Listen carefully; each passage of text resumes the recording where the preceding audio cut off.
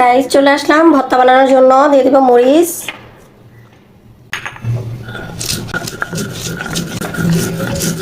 মরিচটা মিশি করব না, ভালো করে। এখানে দিয়ে দিব এখন বটবডি আর আগে থেকে ভেজে রাখা মাছ। দিয়ে দিব বটবডি আর ভেজে রাখা মাছ। দিয়ে দেবো পেঁয়াজ ভাজা আর রসুন ভাজা।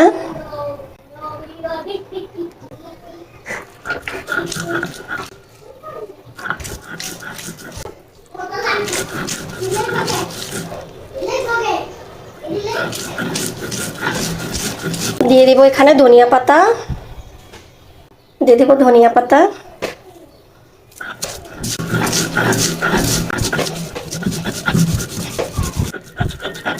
আমাদের ভর্তা কমপ্লিট।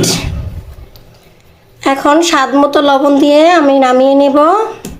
আমি বাটার মধ্যে লবণ দিইনি, কেন আমি আগে থেকে লবণ দিয়েছিলাম, সেই জন্য লবণ দিইনি। এখন স্বাদ মতো একটু লবণ দিয়ে দেব, মিশিয়ে আমি নামিয়ে নেব।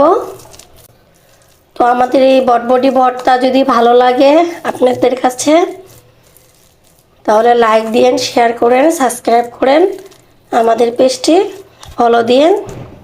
কমপ্লিট আমাদের বটবডি ভর্তা।